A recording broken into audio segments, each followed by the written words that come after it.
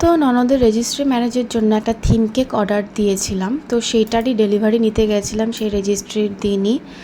তো সেটা এই যে দেখুন এত সুন্দর সুন্দর থিম কেক এখানে বানায়, তো তার মধ্যে থেকেই আমি ডিজাইন দিয়েছিলাম, ওরা বানিয়ে দিয়েছিল এক্স্যাক্ট সেম এই থিম কেকটা। খুব সুন্দর ছিল। এদিকে ওপরে রেজিস্ট্রি চলছে আর নিচে আমার ডেকোরেশন, আমি আগের পার্টে যারা দেখেছেন তারা জানেন ডেকোরেশন শুরু হয়েছিল। মিশো থেকে ডেকোরেশন থিম নিয়েছিলাম এঙ্গেজমেন্টের, আর এখানে রেজিস্ট্রি চলছে, নিচে আমি ওইসব করছি। তারপরে ওদের দুজনকেই একটা খুব সুন্দর সারপ্রাইজ দিয়েছিলাম। ওদের ভীষণ পছন্দ হয়েছিল এই সারপ্রাইজটা, দিনটা ওদেরই, তো সেই জন্য আমি চেয়েছিলাম যে ওদের দিনটা আরটু স্পেশাল হয়ে যায়। এটা ওদের কাছে একদম আনএক্সপেক্টেড ছিল। এরপরে সবাই যে যার মতন গিফট দিচ্ছিল যারা গেস্টরা এসেছিল।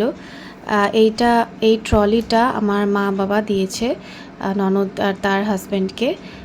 এবার একটুখানি চট করে আমার ননদের শ্বশুরবাড়ির ফ্যামিলিকে দেখিয়ে দিই। জয়েন্ট ফ্যামিলি, তো বিশাল বড় ফ্যামিলি, এই যে সবাই।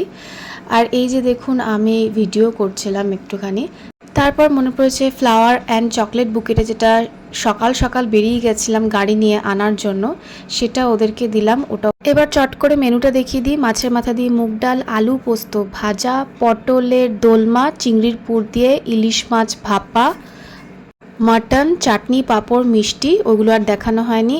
ভিডিওটা ভালো লাগলে একটু লাইক করে দিও, সাবস্ক্রাইব করে দিও। Thank you.